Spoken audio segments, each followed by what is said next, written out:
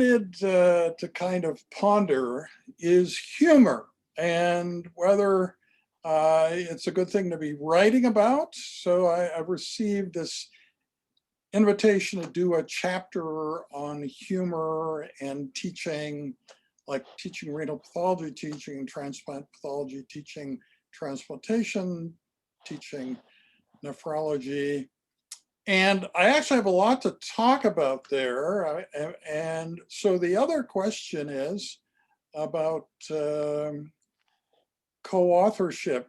So Erin Hedden is a pediatric nephrology fellow who's been working with me recently. She's the only one who spontaneously replied to this stuff about the chapter on humor. So maybe she will help me, but she doesn't really know a lot of people out there, and particularly outside of the pediatric nephrology world. She doesn't know very many folks. So she's feeling that maybe we could. So is this a subject of interest to you, or is humor not very funny from your point of view? How funny is the subject of humor, and would you like to be a co-author on a chapter about humor in teaching in medicine, or does that seem to you like a completely ridiculous thing, or somewhere I mean, in between? of course, Kim, I'd be thrilled. Okay. Because it's interesting. Humor in medicine is very interesting because I think associations between medicine and teaching usually go in the serious direction. And Right. so most doctors, I would say, who teach do so in a very serious way. But I do see the merit of humor as a way to engage students in a Right. way that's more novel and creative. So I think there would be a lot of value for the medical community. So Dr. Mengel and I both use humor in teaching, and the criticism of his leadership, it's the only thing people can find that criticizes his use of humor, which I don't really think is a criticism at all. And anyway, it's a feature rather than a bug with both of us, right? I mean, it defies usual expectations of physicians, I suppose, and Yeah, teaching future physicians. right.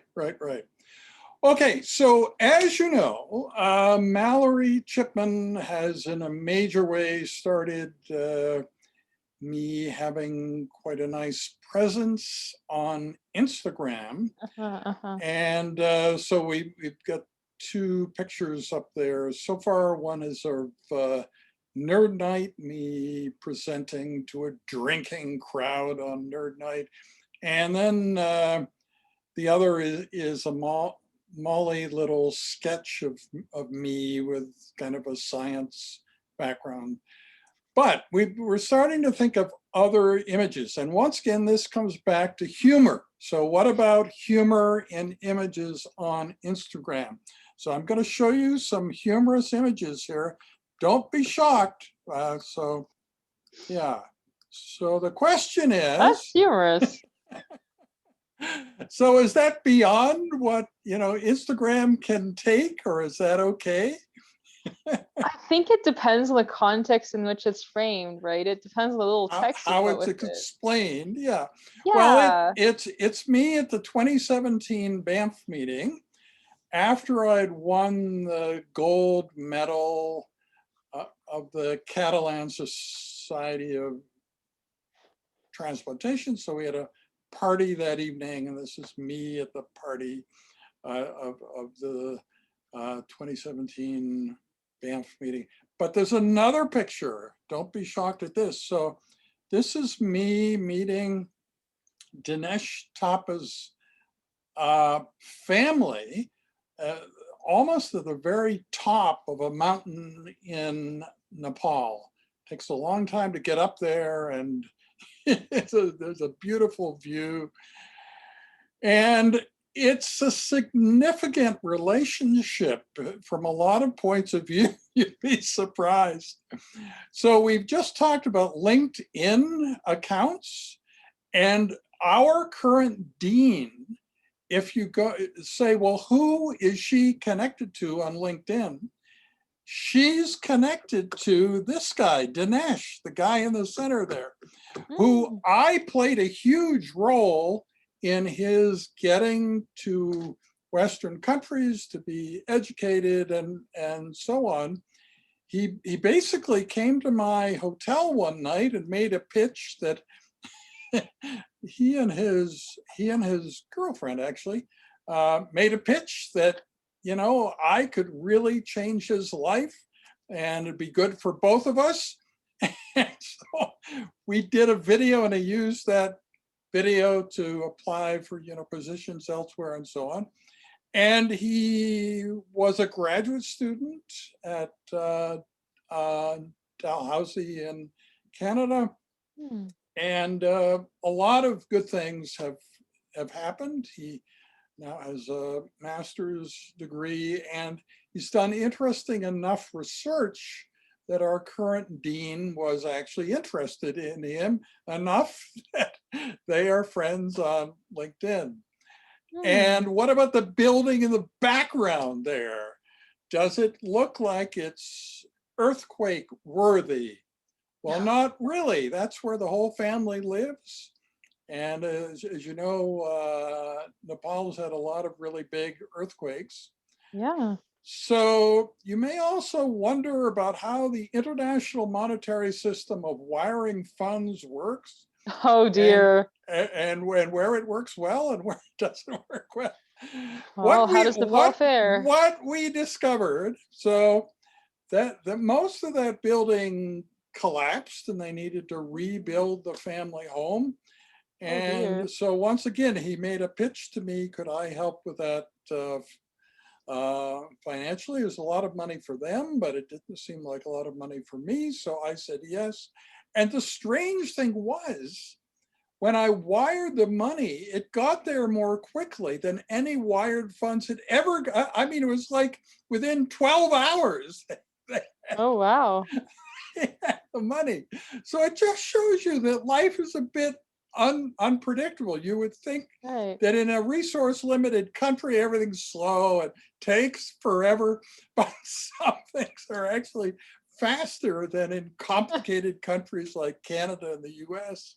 So yeah, anyway, so what do you think of that picture? I have a sort of comical look on my face. I like it. Oh, you do? I do. I mean, it's also a bit funny because you are clearly the sore thumb sticking out in that. I know, always. In terms of height, in terms of, yeah, I don't You're an outlier. Yeah, it's great. It looks like the universe has just plunked me there, and my presence there can't be explained. Yeah. Right. Yeah, so I find that quite funny. But again, that should go with a suited description, right? You can't be out of the blue. You have to explain the background a little bit. Right. Okay, well, let me ask you how Instagram worthy movie night is. This is the dinner we had before movie night at West Edmonton Mall. So here we are at Earl's in West Ed. So a bunch of students and Earl Waugh and me. So does that seem Instagram worthy to you? I think that's interesting in this picture is not necessarily just you. I think it's more everyone else. Who are these people? Who are these students? The only thing is, like, did everyone give consent for the picture to be on Instagram? That's the only question that would be more technically challenging. Yeah, I don't think it's much of a problem. This picture has been very prominent on my Facebook page for years. I mean, this is from 2015. So for the past 6 years, essentially. So the students won't have any problem being in the picture. I like it. Yeah. So anyway, okay. Well, that's good to know about. Okay, well, maybe we can return to space then. All right. Kim is planned to take over the universe. Yes. Yeah. So what I wanted to now discuss is the next video that I'm planning to do. I think that the subject of that planned video was too narrow and obscure before, but something happened yesterday to change all that, to broaden it, to make it of interest to everybody in the planet kind of thing. So previously, I was going to compare existential risk in 2011 to existential risk now, right? And it's different now because of COVID and so on. Yeah, which I think is a promising subject. Don't get me wrong. But it's a little bit of a niche subject because at least in the past, existential risk was not something many people were really thinking about. Right. So what happened yesterday was kind of a Rip Van Winkle moment. I don't know if you've ever thought of Rip Van Winkle and me having any similarities, but we kind of do, because a big chunk of my life disappeared as if I had gone to sleep or something. And on a Friday night in 2014, I lost 57 items from my CV like that when internetevolution.com went dark. And it went dark permanently because IBM was supporting that site. And they determined something I had known for some time. The way the site was working really was not very beneficial to the human race. So people could pontificate without having any knowledge at all. And back then that seemed strange. Now we're familiar with people having strong opinions with no knowledge, and there are thousands of people like that. But back in 2014, it seemed strange that they would allow all these people to hold forth on these forums when they obviously haven't read any book or article or anything. They just hold opinions based on something in the wind, right? Not anything that they've ever read. And there's a lot of sort of uninformed discussion. And I think IBM thought it was bad for them as a company, so they pulled the plug on the site. And it isn't as if somebody else would be willing to take it over, because what the people running the site wanted was another company to provide just as much money as IBM was, to fill in that financial gap. But they had been running this entity really poorly, I think, from a sort of educational, intellectual point of view. It just wasn't working well as a forum. For instance, the article you've probably seen me refer to that I wrote for them about how, as we approach the singularity, that women will be better leaders than men, or there's some tendency in that direction. A whole lot of male commenters came and just said terrible things about that. Once again, on the basis of no data. It isn't that they had any evidence that women weren't going to be good leaders. It's just they didn't like the idea, So anyway, since that time, that Friday night in 2014, I've sort of been missing something, because there was all this stuff that I wrote and did videos on that was just missing. Nobody could see anywhere. So yesterday morning, I discovered a hard drive in a broken drawer in what we call the computer room. The bottom drawer wouldn't function properly because the bottom of it was broken and there was something big in there. And that big thing turned out to be a hard drive. So we plugged it in and it still worked. And it has most of those videos that I sent to Internet Evolution. And you might say, oh yeah, but it doesn't have like the the sting at the beginning, like there was this, you know, there's this kind of circus company, Cirque Soleil. So they did a takeoff on that, spelled it a little differently, Cirque Solez. And so that every video I did, the first 30 seconds had this theme. But since Cirque Soleil has gone bankrupt, that isn't such a cool theme, right? And so if you just start with a video without that start, it's fine. It's not as if you would necessarily miss it. The other thing that we're missing, having just the video, is the written commentary. But as I said, the site was so poorly managed that often what happened with my best videos, of course, it's just my opinion, but the people running the site didn't understand the video. And so spent a lot of time making it clear that they didn't get the point of the video, right? So that doesn't help me either. So I think just having the bare video is fine for both of those reasons. You don't need to think at the beginning, and you don't need their comments on it when they didn't understand what I was talking about. So it was the most important core. Yeah. And if you just think about this, okay, what would be the downside of something like this? Like, you find a hard drive from like 2013, 2014, and you connect it. What could go wrong with that?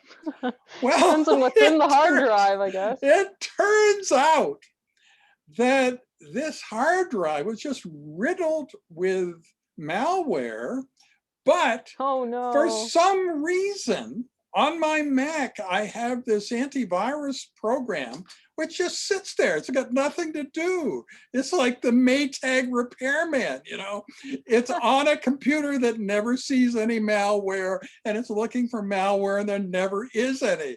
So boy, was that program happy yesterday. Ping, ping, ping. And there was nothing it couldn't manage, of course, because these weren't new viruses, right? They're viruses from olden times that the malware knows exactly what to do with. Wow. So, yeah, anyway, that was a very interesting part, how it quarantined or, you know, deleted absolutely everything. And that was malware, yeah. So that also wasn't a problem. It was just sort of an interesting sidelight, something one could have predicted would be an attribute of a found hard drive from the past. Excellent. Yeah. So what an adventure. So now I think the video I'm planning to do becomes much more interesting because now I'm like Rip Van Winkle. The world is moving more quickly. Now, the story of Rip Van Winkle from 1819 was that he missed the Revolutionary War, and so, big deal, and he was asleep for 20 years, right? This is like I was asleep for just 10 years, but a lot of things happened in that 10-year period. And I think the main thing that happened is that the stuff I was doing those videos on was beyond the mainstream interest of most people back then, but seems relevant now, and everything I was saying back then is still true. It's surprising how those videos are not dated in any way. Like, you know, subsequent findings have completely, you know, invalidated what I was saying. There's nothing like that.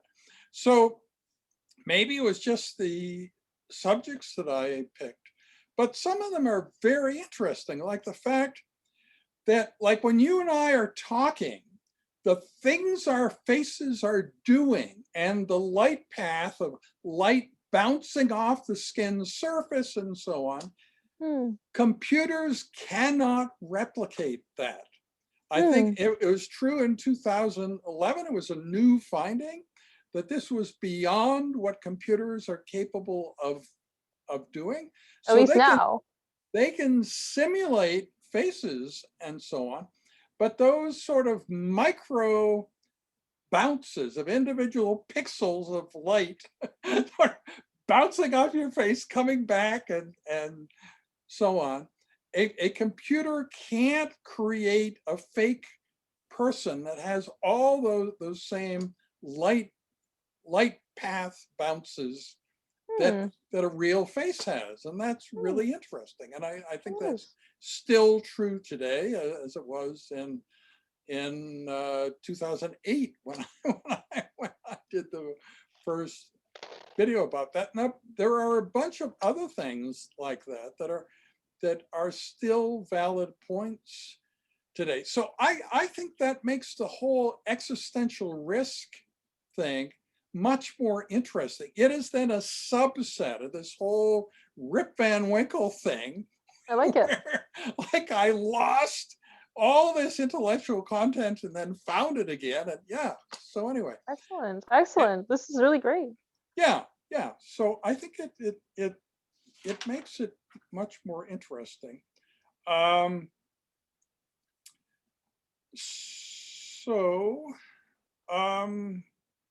I wanted to also reflect on this Medical Students Artificial Intelligence in Medicine conference on March 13th. Ishita and I are giving a joint presentation on that Saturday, and they want it to be like our Grand Rounds presentation on February 1st, 2019, but with more AI content and brought up to date. And here's what we're thinking. I mean, it's fine that they want us as the keynote speakers, but I think even if they don't feel that they need to justify that, we need to, right? Why should the medical students at this AI conference be interested in what we have to say? And I think that talk at Grand Rounds was about agency, about being able to change the world. Not only physicians being able to do that, but even patients, being able to sort of influence your own future and having agency. And what Ishita and I have done in like 2018 and 2019, over about 18 months, we had videos complaining about specific things in the digital pathology and artificial intelligence area that people had written about or said online. And 100% of them were corrected, reversed, changed, and often within days. And it's not like it could be just accidental. Like with Yuval Noah Harari, he reversed his thinking about the things that we had complained about in the very next video that he did within days after we did our video. And with the government of Finland, this is sort of cool. So, wow, the government of Finland, they're busy. They have no time to think about Kim Solez, Ishita, Mogi. So whatever you think, it's impossible that they paid any attention. But that isn't the case. So we had a screenshot of their text saying, don't worry about anything. The government has your back. Self-improving AI requires human beings for each self-improvement step. And therefore there'll be some sort of human committee that the government of Finland will run. And so every time they want to improve, we'll have to, that is ridiculous. It's not a single computing scientist in the world who believes that's a definition of self-improving AI. So they changed that. They removed that statement within days of our video complaining about it. So I don't think that there's much question that the government of Finland did pay attention to us, right? So we have agency, and I think we're not that different from the medical students that we're talking to. So if we did it, you can do it. You know, we change things in the world, and you can also do that. And how much were things changed? What's kind of dramatic is, except for our screen captures, there's virtually no evidence of what we were complaining about. They reversed every entity, reversed it so completely you can't find, you'll find nothing penned by the government of Finland that says self-improving AI requires human beings for each self-improvement step. You won't find that anywhere. So the only evidence that they ever said it is our screen captures of their Finland-wide teaching program. This was intended to teach every citizen of Finland about AI, and people from outside Finland could also take it. So that was their intent, to be the most AI-enabled country in the world. And so Kim ruined their plans. No, I didn't. They talked about how nimble they were, that a small country can pivot like that and do stuff like that, that a big country can't do. And the fact that they reacted to us so quickly is more evidence in their favor. They are a small country that can pivot. Yeah. So I think that's exciting, right? Because those are big enough entities. I mean, everybody knows Yuval Noah Harari. Everybody knows somebody who's read his books. Even if you haven't read his books, you know, a very good friend of yours, or at least with 2 steps of separation, everybody on the planet knows somebody who's read Yuval Noah Harari's books, and everybody knows what Finland is. You know, it's not like, I never heard of that country. No, everybody knows that Finland is a real country. They do real things. Yeah. So does that sound like an exciting approach? This is the reason then that the medical students should be interested in what we have to say, right? Yeah. So, I like it. So does that work? It's unique. It's a unique approach. I like it. Okay, cool. And on March 1st, which is a Monday, we're participating in the global celebration of Future Day with a recorded video. And so Ishita and I are going to record a video with some of the same content that will then be, so it's noon everywhere. So when it's noon here, then they'll play our video, and then they go on to the next time zone. When it's 1 o'clock here, they'll be in, you know, British Columbia, where it's now noon. So anyway, so that's how that worldwide celebration of Future Day will work. And excellent.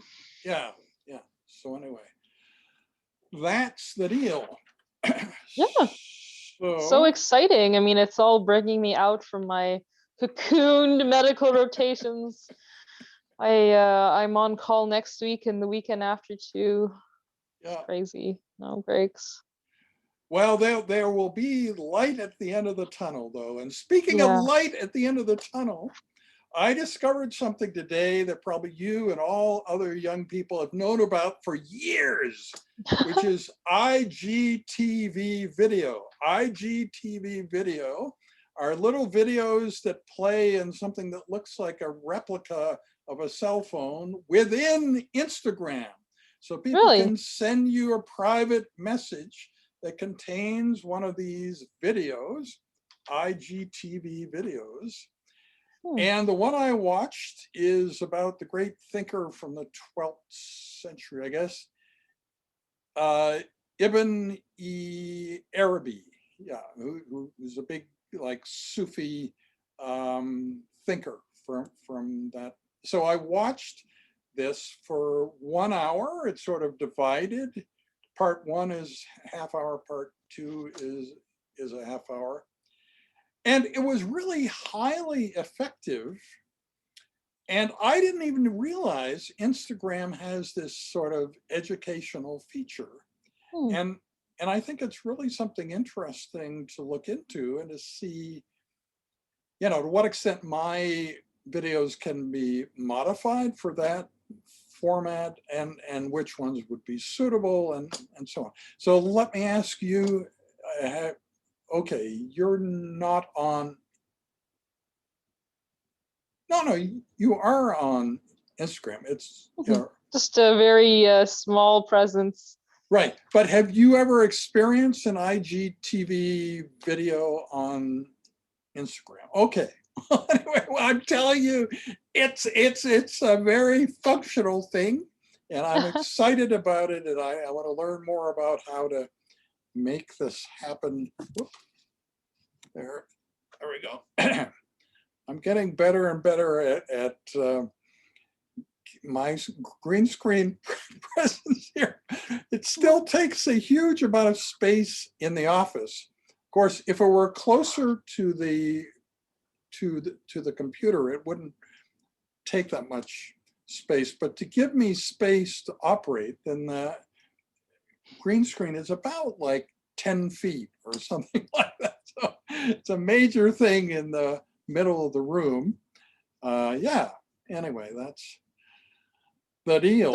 It does make your videos the sharpestly demarcated person in all and the I'm sort of backgrounds, though. ready for anything. Like, you want apocalypse? I've got it, man. So that's like, you always wondered what it would be like. It'll be like this, you know, where you've got lava coming everywhere. Lava's going to eat you up any minute. That's apocalypse.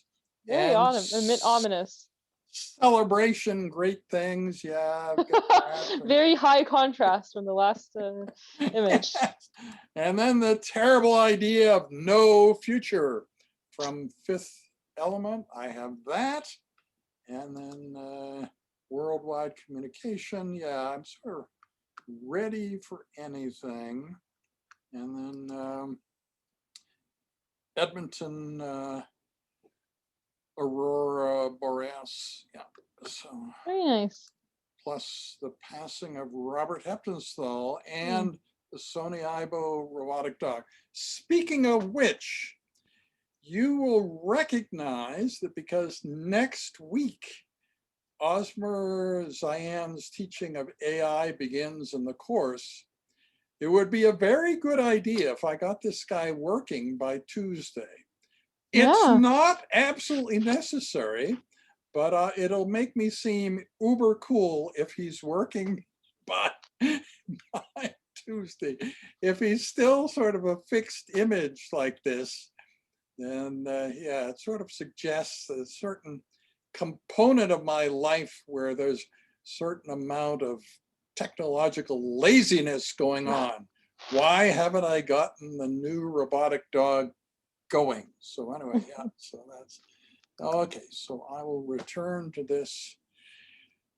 Yeah, and the thing that's interesting about the Instagram presence is that these kinds of art, so having Shutterstock-like art, which works so well for everything else that I'm doing, would be a killer on Instagram, because the idea is that you're giving them pictures that you yourself created. You know, you're not giving them just some sort of stock photos.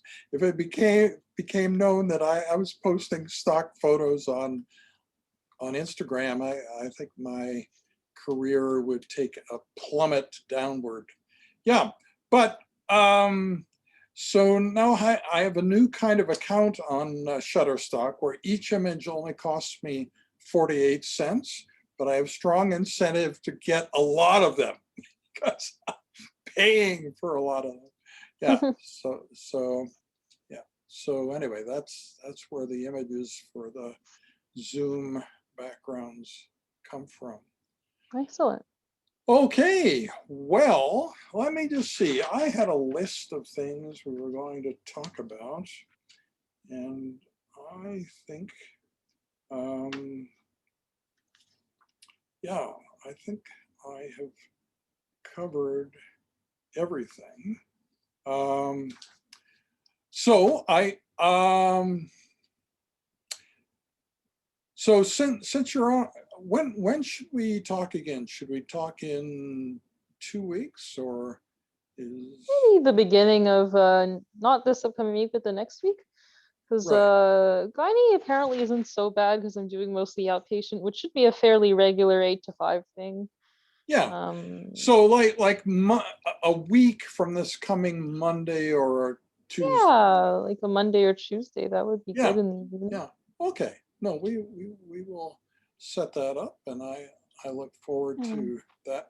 I've always had this redundancy in the notifications, and I was really frightened this afternoon when I discovered I didn't send you the email. You know, when I did the initial Google notification, I just copy that, then I put it in an email and send you a separate email. This was the first time I didn't do that dual notification. But I got it. I did get the Yeah. Google Yeah. the Google notification, so it was okay. But I did also get your email when I logged in Yeah, 3 minutes so, tardively. yeah. Anyway, no, I'll try to do it both ways. It's just good to have kind of backup redundancy in important things, right? Absolutely, Kim. Absolutely. Very good. Safety systems. Yeah. Okay. So is there anything else that you wanted to talk about, or is this I mean, sufficient? I'm good. It's just the 12+ hour daily work days have just completely destroyed me. Yesterday, I spent most of the day sleeping. I slept another 12+ hours, and I'm going back for another nap. So, You know, I think you're coping well, though. I mean, those things are happening and they're kind of like a rite of passage, right? I mean, you're not the yeah, only one going through them. And of so course. all you guys be able to look each other in the eye and say, oh my God, remember what happened in the spring of 2021? When I couldn't answer any of Kim's emails for months on end, yeah. Yeah, But I do anyway. intend to be more active later on when things go back to a more manageable No, state. I completely understand that. I thank you So for your support and understanding throughout this difficult temporary moment in my career. that's just fine. Yep. Okay. Well, great. I will see you in like 8 or 9 days. Yeah, And Kim, it was really nice catching up. Thank you again. yeah, well, I enjoyed our conversation too. Okay. Well, that's See it you, then. Kim. Thank you very Thank you so much. much. Bye bye.